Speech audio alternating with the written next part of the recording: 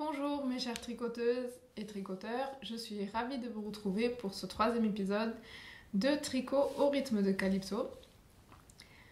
Je m'appelle donc Calypso, j'habite à Berlin et je suis très contente de pouvoir partager mes projets tricot avec vous.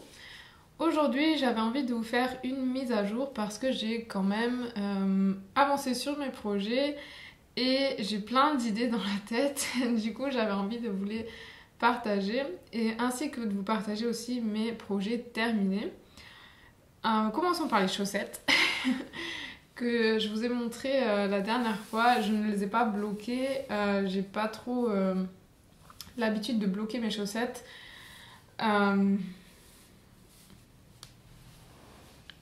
Et voilà, donc c'était une chaussette faite avec une paire de chaussettes réalisée avec des restes. Donc un tour de jambe, je l'ai fait en Schoppe Zauberball et le pied, je l'ai fait avec une laine de Schallernstahl, une laine normale, la chaussette, ce qu'il y a de plus classique. Elles me vont très bien et je vais me les mettre maintenant parce que je suis encore pieds nus.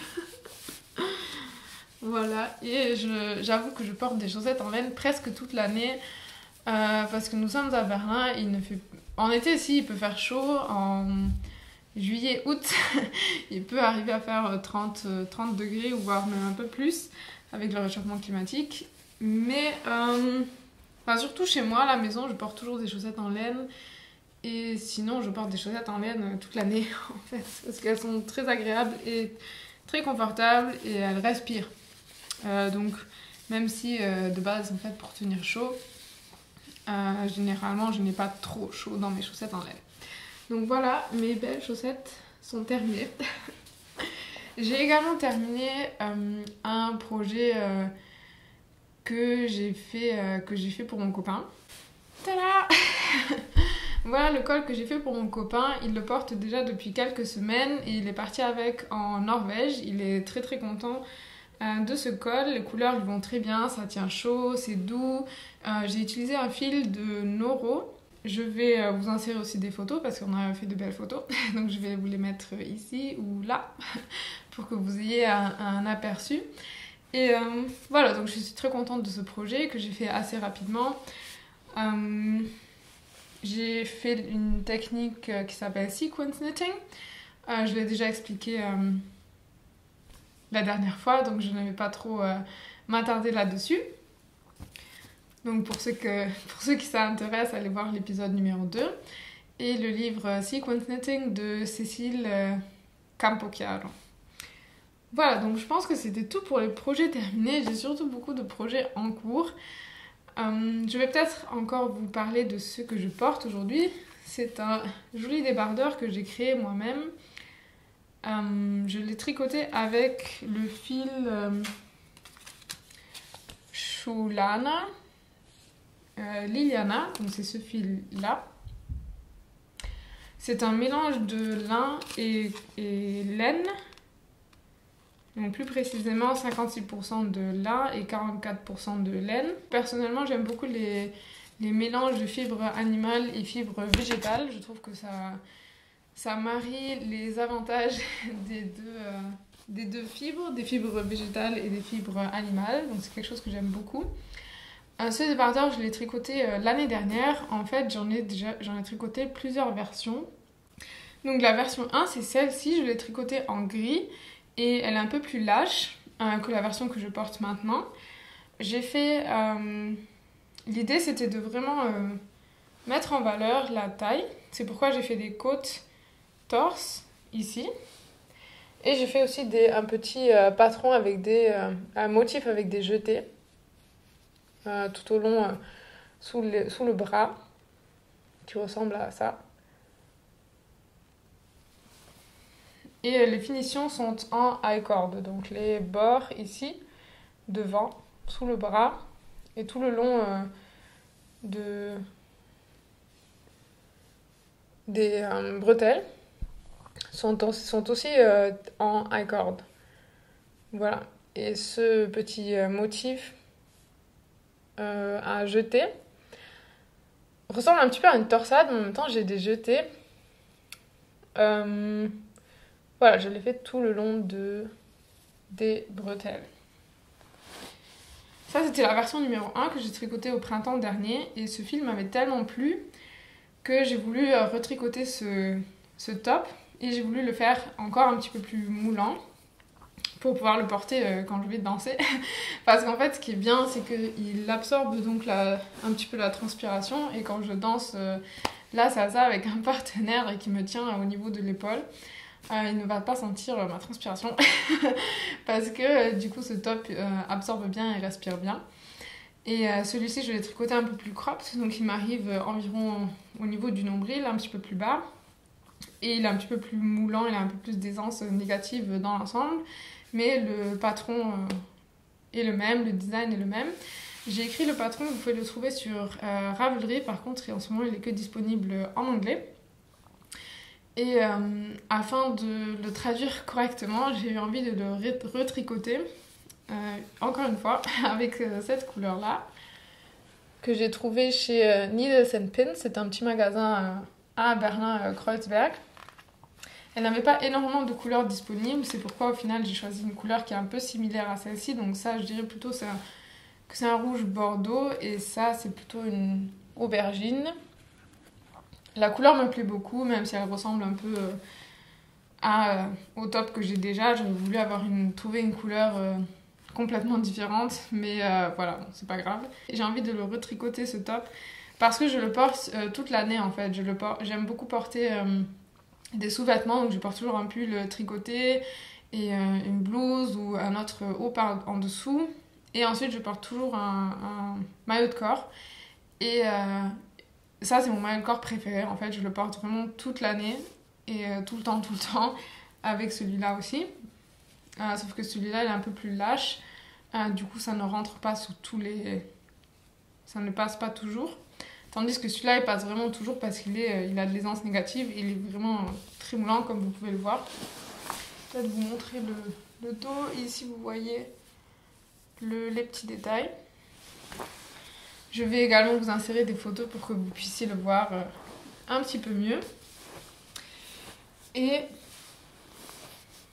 voilà. Donc, comme nous sommes en mai, en avril ne te découvre pas un fil, en mai fais ce qu'il te plaît. C'est pourquoi vous me voyez déjà en débardeur maintenant. Et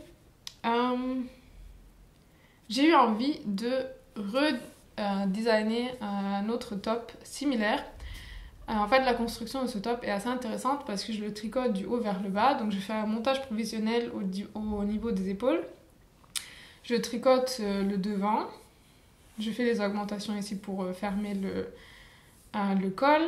Je rejoins les deux bretelles ici en faisant un autre montage provisionnel ici afin de pouvoir faire le lie-cord plus tard.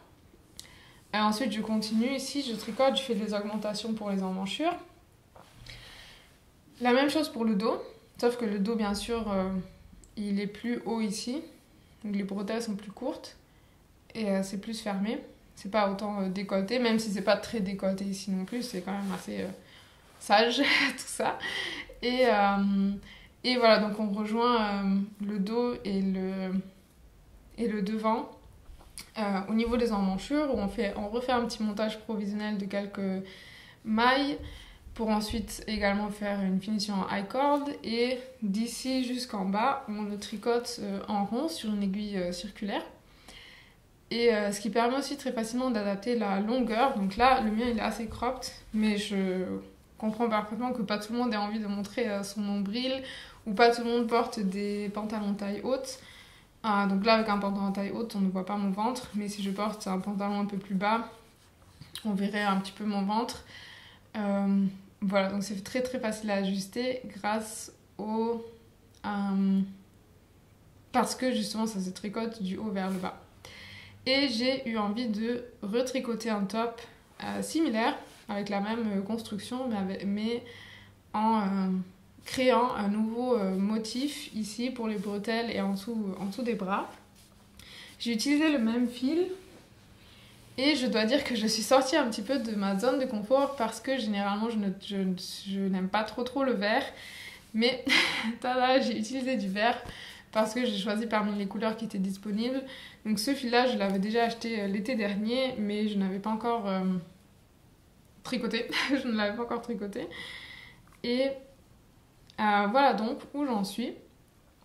C'est également la Chulana Liliana. L'épaisseur, c'est 165 mètres sur 50 grammes. Donc c'est un fil assez fin.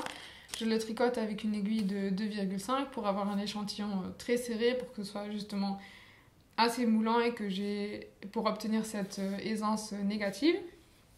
Et le top que je suis en train de faire ressemble à ça. Donc comme vous pouvez le voir ici, j'ai le montage provisionnel devant et j'ai le montage provisionnel également dans le dos. Ce qui me permettra de faire une finition I-cord plus tard. Et j'ai fait des I-cords tout le long des bretelles ici. Et le patron est un petit peu différent. Le motif ici est un petit peu différent. Je ne sais pas si ça se voit très très bien, mais c'est également avec des jetés et des diminutions. Voilà. Donc j'en suis là, j'ai joint le devant et le dos. Et je suis très contente du résultat, ça me plaît vraiment beaucoup. Ce design-là, je l'ai appelé limon, donc ça veut dire citron en espagnol, parce que la couleur m'a beaucoup plu et me fait penser à des petits citrons verts. Voilà, donc c'est là où j'en suis. Pour ce top-là, je pense que je vais le finir la semaine prochaine. Et ce top-ci que je porte, je l'ai appelé cerise parce que le motif que j'ai fait sur les bretelles et sous le bras me fait penser à des cerises et la couleur, cette couleur également. Voilà. Donc ça, ce sont un petit peu mes projets d'été.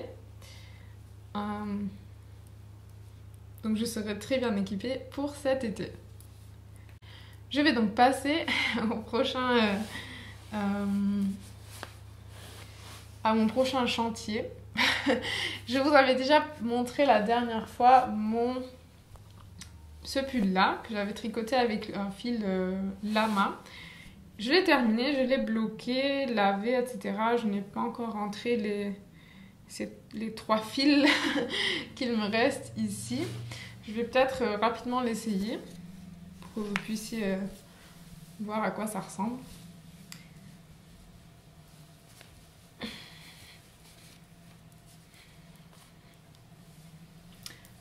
Voilà.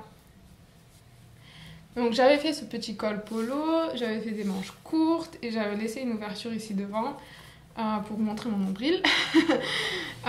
C'est une construction raglan, j'aime beaucoup le tombé, je suis contente des petites manches qui sont un petit peu bouffantes ici, ça me plaît beaucoup. Et je vous avais montré non, je vous avais parlé de mon projet de jupe parce que j'avais encore suffisamment de fil pour tricoter une jupe assortie.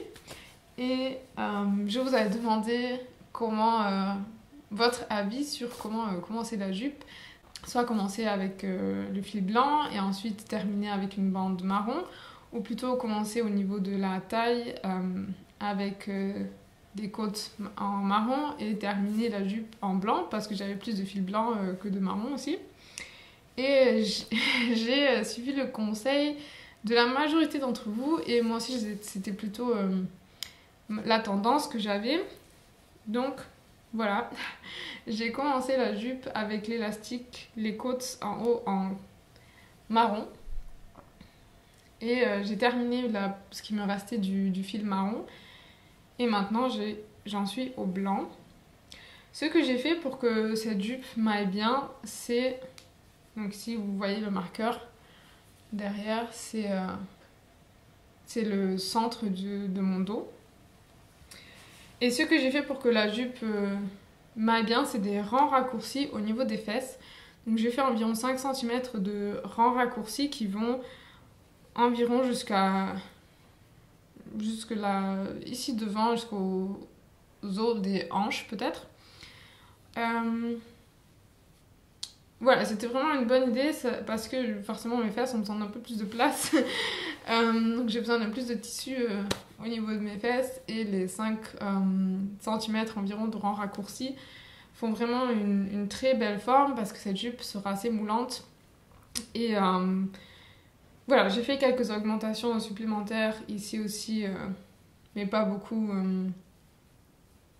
au niveau de la partie blanche, pour que ça m'aille bien, tout simplement pour que j'ai assez de tissu, parce que c'est une jupe assez moulante. Je ne vais pas l'essayer maintenant, forcément, parce qu'elle est un petit peu courte encore. Donc je vous la montrerai quand elle sera terminée, j'espère d'ici la prochaine fois qu'on se verra. Voilà, donc dites-moi ce que vous en pensez. Je pense que c'est très bien. Une personne d'entre vous, je ne sais pas si c'était sous le podcast en français ou sous le podcast en allemand, a commenté que ça ressemblerait un petit peu à une tenue de tennis. J'ai bien aimé l'idée, parce que le tennis c'est quand même un sport assez élégant, et pourquoi pas avoir une tenue de tennis, même si je ne pratique pas du tout le tennis. Voilà, donc ça c'était mon projet. Comme vous pouvez le voir, mon petit... Au final c'est un peu comme un petit t-shirt. Voilà, je suis contente. Voilà, donc je l'avais tricoté du haut vers le bas, celui-là, avec une aiguille 2,75, pareil pour la jupe. Et j'avais fait un petit peu des adaptations ici, pour que ce soit un peu plus ajusté à ma taille, parce que ce haut est aussi plutôt cropped. Me revoilà, j'ai fait une petite pause et j'espère ne pas avoir parlé trop rapidement ou de manière trop désordonnée pendant la première partie. Cet enregistrement est un petit peu spontané, ce qui est bien parce que je ne veux pas vous offrir ou vous proposer une vidéo complètement artificielle. Mais je veux quand même que vous puissiez me comprendre correctement et bien m'exprimer, pas de manière trop désordonnée, pour que mes pensées, mes idées soient quand même assez bien présentées, pour que ça soit utile aussi pour vous qui regardez. Voilà, donc je vous avais montré jusqu'ici mes chaussettes, mes petits projets d'été, mes tops d'été, donc entre autres celui-ci que je vais tricoter une 3e fois. Et je vous ai montré ma tenue de tennis, je vais l'appeler comme ça maintenant, parce que comme c'est ce haut, celui-ci et la jupe que j'ai tricotée assortie, je n'ai pas suivi de patron pour les tricoter, mais je les tricoté vraiment assez spontanément à ma sauce. Donc ce haut et la jupe n'ont pas de nom, donc je peux très bien l'appeler tenue de tennis, ça me fait rigoler. Et voilà, donc je vais continuer avec d'autres projets que j'ai en cours. J'ai fait des acquisitions, je vais commencer par là. J'ai fait des acquisitions parce que j'avais acheté ce cahier à Stockholm, quand j'avais été à Stockholm en janvier. Et j'ai choisi un modèle de ce cahier de Mary Wallen, qui s'appelle Cherish. J'ai choisi un modèle que je voudrais absolument tricoter dans les mois à venir. Et il s'agit de ce modèle-là, qui s'appelle Dana ou Dana. J'aime beaucoup les designs de Mary Wallen. Je suis donc allée à mon magasin de laine, ma boutique de laine locale, donc dans mon quartier Schöneberg à Berlin, qui heureusement a la Woven Felted Tweed dans en stock. Donc voilà les petits achats que j'ai fait. J'ai choisi ce bleu pour faire le bas et les manches, et toutes ces couleurs là dans le patron original, Mary Wallen, utilise son propre fil. Sauf que son fil est, je crois, 2 fois plus cher que la Woven Felted Tweed. Et j'ai déjà tricoté avec la Woven Felted Tweed. Elle me plaît vraiment beaucoup. C'est un fil que je vous recommande, qui est de très très bonne qualité. Il a de très belles couleurs. J'ai tricoté un autre pull avec ce fil-là que je vous montrerai une prochaine fois. Et j'en ai profité parce que c'est pas très facile de mettre la main sur ces fils-là depuis le Brexit. J'en ai profité pour faire aussi un petit achat pour le projet que je vous ai montré la dernière fois. Donc voilà, ça sera tout pour cette acquisition. Donc j'ai acheté les fils pour faire le modèle que j'ai choisi de ce livre-là. Mais j'en ai donc profité pour également acheter un petit peu plus de Woven Felted Tweed dans cette couleur-là. Donc j'ai acheté 5 pelotes de ce très beau bleu foncé. Et vous devinez peut-être déjà pourquoi j'ai acheté ce fil-là. La dernière fois, je vous avais montré, ou je vous avais parlé d'un projet de reste que j'ai commencé. Et ce projet de reste, je l'ai commencé en fait un peu grâce au podcast de Anna de Lana et Tricot. Parce que dans une de ses vidéos, elle dit qu'elle trie ses restes selon les couleurs, ce que je ne fais pas du tout. Je trie mes restes plutôt selon l'épaisseur du fil ou pas du tout. J'ai fait le tri, j'ai eu pas mal de fils bleus. Je vous avais mis une photo dans le dernier épisode, vous pouvez donc aller regarder le joli petit tas de restes de fils bleus. Et ce projet-là, je l'ai baptisé Folie Bleue. Je vais donc vous montrer où j'en suis. Voilà. Donc c'est une veste. Je l'ai lavée et bloquée pour que vous puissiez mieux l'apprécier maintenant et aussi pour faciliter un petit peu les étapes à venir de tricot. Donc ça, ce sont les devants. J'ai utilisé des restes, j'ai utilisé ce bouclé, j'ai fait pas mal ici devant, j'ai fait pas mal de marling. Je sais pas comment on dit en français, en anglais c'est marling.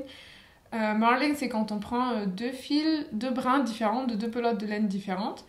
Et donc la couleur principale de cette veste, ou de ce gilet, pardon, est censée être le bleu. Par contre, j'ai voulu choisir une couleur contrastante et j'avais pas mal de jaune et de orange. Donc c'est ce que j'ai fait, j'ai pris des fils qui contenaient également du bleu. Donc par exemple un Tarbabal de Shopper qui avait du jaune et du bleu, que j'ai tricoté ici avec un autre fil orange. Donc le marling consiste à prendre 2 brins de fils différents, de 2 couleurs et de 2 pelotes différentes, et à les tricoter ensemble. Et on crée un dégradé. Comme on veut, en fait, on est assez libre de le créer comme on veut. C'est un peu la base du marling, c'est de prendre 2 brins de fils différents, de 2 pelotes différentes, et voir ce que ça donne. Et donc par exemple, cette partie ici en haut, c'est aussi du marling. Donc ici, j'avais pris un reste de Woven Felted Tweed bleu clair avec un reste de Woven Felted Tweed jaune. Donc ça donne aussi du marling. J'ai utilisé du fil à chaussettes que j'ai tricoté double. Ça, c'était un reste de Borgo dei Pazzi. Voilà, donc ici devant, j'ai surtout fait beaucoup de marling parce que j'avais beaucoup de fil à chaussettes que je trouvais trop fin et je l'ai donc tricoté double. Donc voilà pour le devant. Ici devant, j'ai ajouté des tresses parce que j'aimais beaucoup ces couleurs. J'aimais beaucoup le bleu de cette tresse ici. Et je voulais vraiment terminer tous mes fils et l'idée des tresses m'est venue en fait au niveau du dos. Donc voilà le dos. J'avais fait des... Je sais pas comment ça s'appelle, peut-être que vous pouvez me le dire. Des espèces de petites saucisses. Je sais que ça se dit pas comme ça, mais c'est quand on tricote plusieurs rangs et ensuite on le replie et on fait comme un 3 needle bind off. Donc on relève des mailles et on les rabat avec les mailles qu'on a sur l'aiguille pour créer créer ça. Voilà. Et j'avais encore pas mal de fils de différentes couleurs. Et ici, au début, j'avais commencé par le dos. Au début. Et donc, ici, au niveau du dos, je n'ai pas utilisé les fils fingering. Je ne les ai pas pris double. C'est-à-dire qu'au niveau du dos, je trouvais le tissu un peu fin. C'est pourquoi je me suis dit, je vais accrocher des franges. Ici, à ce petit relief là. Pour avoir un petit peu plus d'épaisseur en fait. Mais je me suis dit que assise au bureau ou peu importe où je m'assois avec le dos des chaises, ça va juste s'emmêler et se feutrer, donc ça va pas faire joli avec le temps. Et au final, je me suis dit, je vais faire des tresses. Et c'était pas une si mauvaise idée, je trouve que ça me plaît, les petites tresses ici dans le dos.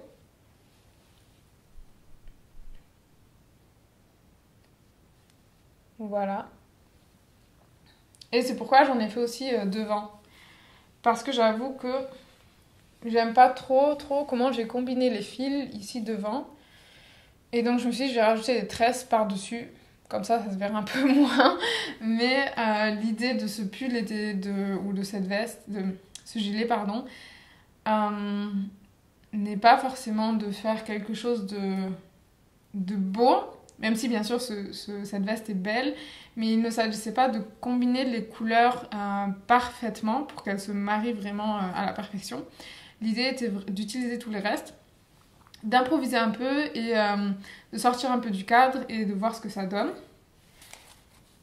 Donc je suis très contente du résultat, même si par exemple ici je trouve que les fils ici devant ne sont pas si bien. J'aime pas trop comment les couleurs, le rendu des couleurs.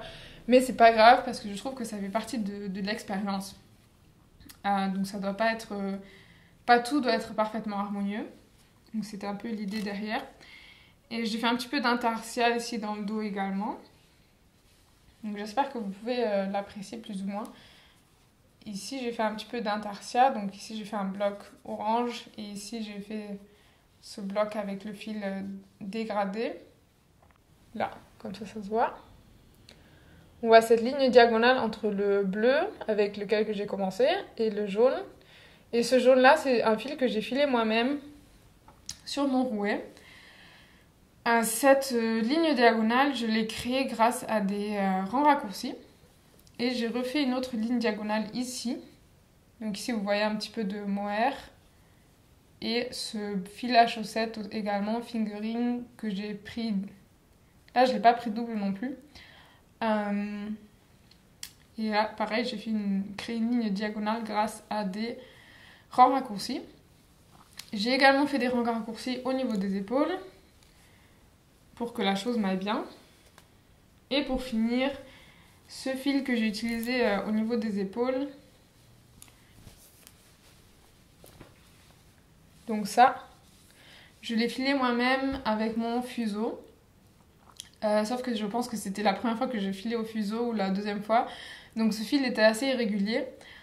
J'ai donc pareil pris 2 brins pour que ce soit plus épais. Et pour cacher un petit peu les irrégularités, tout simplement pour m'en servir aussi. Parce que sinon je savais pas pourquoi utiliser ce fil-là que j'ai filé moi-même au fuseau. Et je trouvais qu'il allait très bien dans ce projet-là. Ce que je suis en train de faire maintenant... Donc ici vous voyez le côté...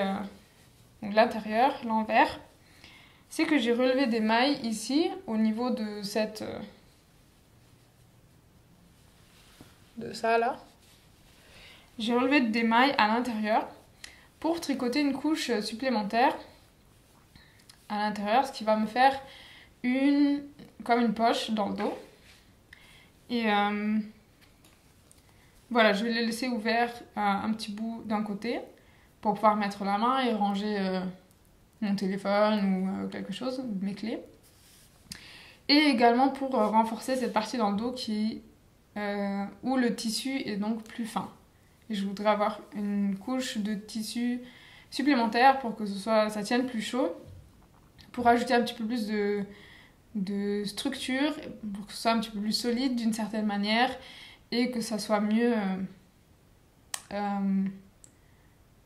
que ça se rapproche un petit peu de la structure que j'ai atteint au niveau que j'ai atteint devant. Voilà, parce qu'ici c'est un petit peu plus épais et je voudrais que derrière ce soit le tissu ait environ la même épaisseur.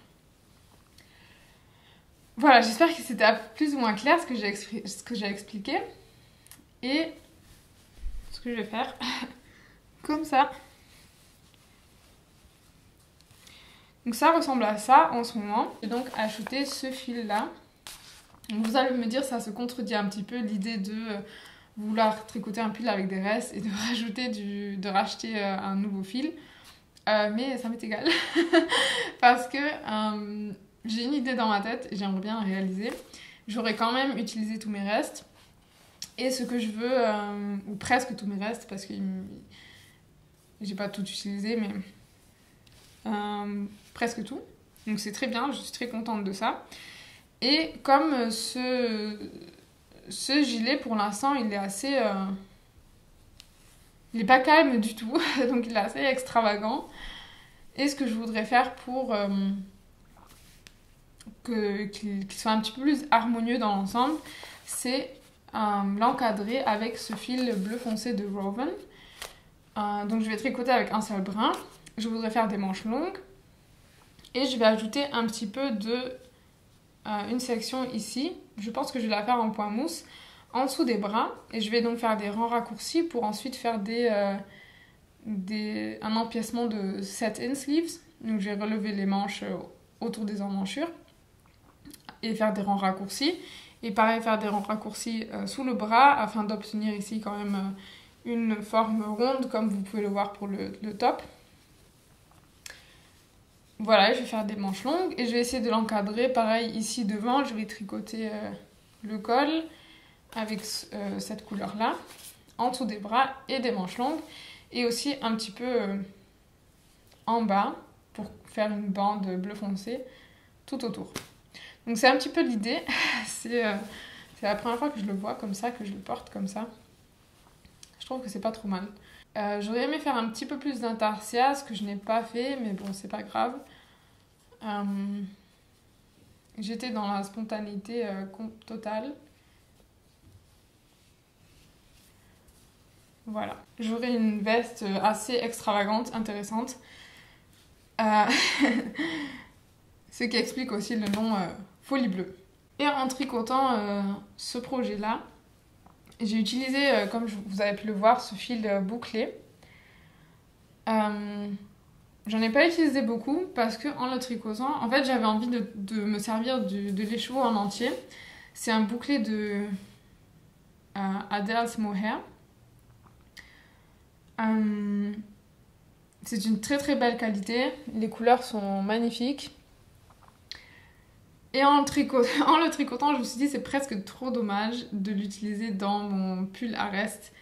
Même si dans mon pull à reste, j'ai que des très beaux fils. Généralement, j'ai tendance à méticuleusement choisir mes fils.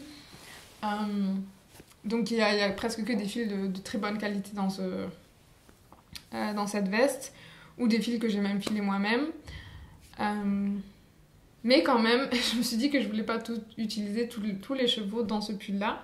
Et en tricotant, je me suis aussi rendu compte que ça se mariait très très bien avec ce jaune que j'ai filé moi-même. Celle-là, je l'ai filé sur mon rouet, comme vous voyez ici.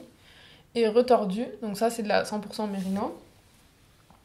Et également avec ce petit reste de bleu que j'ai en partie utilisé, que je vous ai montré, que j'ai utilisé au niveau des épaules de ma veste Folie Bleue. Et ça, je l'ai filé au fuseau et retordu sur mon rouet. J'ai trouvé que ces trois fils vont très joliment ensemble. Donc c'est pas beaucoup, mais si j'utilise de grosses aiguilles avec le bouclé, je pense que je pourrais très bien réussir à tricoter un haut à manches courtes, quelque chose de très simple, pour mettre en valeur ce fil bouclé. Et donc c'est une idée que j'aimerais bien les tricoter les trois ensemble. On verra ce que ça donne, c'est pas pour tout de suite, mais j'avais envie de vous montrer cette petite découverte. Voilà, donc j'espère que vous voyez plutôt bien les couleurs. Ça vaut la peine d'expérimenter, on s'amuse vraiment beaucoup, ne pas trop se prendre la tête et voilà, on peut avoir des résultats très intéressants et aussi des vêtements uniques et c'est un peu le but quand on crée ses vêtements soi-même. On est sûr d'avoir un vêtement unique, c'est la magie du tricot et je vous encourage donc à expérimenter un petit peu vous-même. Voilà, donc c'était tout pour mes projets tricotés, tous mes projets terminés, donc j'en avais que 2 voire 3. Et mes projets en cours, j'avais vraiment envie de vous faire une petite mise à jour avant de continuer pour que vous puissiez un peu voir comment je développe un peu mes tricots. J'ai un dernier chantier, disons, parce que l'année dernière, j'ai commencé à faire un petit peu de macramé. Donc j'ai fait une décoration qui est accrochée au mur dans mon salon de macramé. J'ai beaucoup aimé. Bien sûr, j'ai pas le temps de tout faire. J'aimerais bien en faire un peu plus, mais c'est pas possible. Par contre, je manque de lampes depuis que je vis ici. Ça fait déjà bientôt 2 ans que j'habite ici et j'ai pas de lampe dans mon salon. C'est pourquoi je suis allée au vide-grenier et j'ai acheté des anciennes lampes. J'ai tout simplement retiré le tissu ou le papier qu'il y avait sur cette structure en métal. Donc j'ai celle-ci et celle-là. Et comme vous pouvez le voir, j'ai déjà un petit peu commencé. J'ai acheté ces fils de macramé. Donc j'ai acheté cette couleur qui s'appelle Cappuccino de Sznurek. Je pense que ça vient de Pologne. Et ce jaune-là. Donc ces couleurs sont assez foncées. Je m'attendais à des couleurs un petit peu plus pastel. Ouais, mais c'est pas grave. Comme mes murs sont blancs, je pense que je peux avoir des lampes un peu plus... qui ont des couleurs avec beaucoup de peps.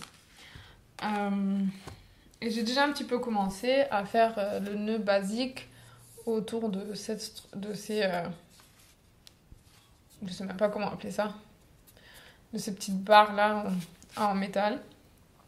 J'ai aussi un tissu blanc, donc peut-être que je vais m'en servir. Je ne suis aucun tutoriel ou quoi, j'ai juste regardé quelques tutoriels de nœuds, de macramé, nœuds basiques et je fais vraiment au feeling. Voilà, donc ça j'ai pas encore commencé du tout et là j'ai à peine un petit peu commencé. On verra ce que ça donne, j'espère pouvoir continuer ou avancer un petit peu d'ici le prochain épisode. Et si vous avez des idées aussi, si vous avez déjà fait quelque chose comme ça, des lampes en macramé, ou si vous avez un tutoriel à me recommander, je serai très très reconnaissante. Voilà, donc ça c'était le dernier projet que je tenais à vous montrer. Et sinon, je pense avoir fait le tour et je pense que cet épisode est assez long comme ça. Je vous remercie donc de m'avoir suivi jusqu'ici, d'avoir écouté jusqu'ici. J'espère m'être exprimée assez clairement, d'avoir assez bien expliqué ce que je suis en train de faire, d'avoir été assez compréhensible. Et quoi d'autre? Je vous souhaite une très belle journée, très belle fin de journée, très belle soirée. J'espère que vous avez passé un bon moment avec moi et votre tricot. Je vous souhaite un très bon tricot, une très bonne continuation. Laissez-moi un petit commentaire si ça vous a plu.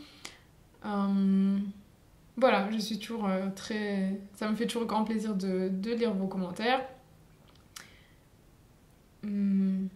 Vous pouvez me suivre sur mes réseaux sociaux, donc sur Instagram et sur Ravelry bien sûr. Voilà, donc je pense que c'est tout. À la prochaine. Bye bye.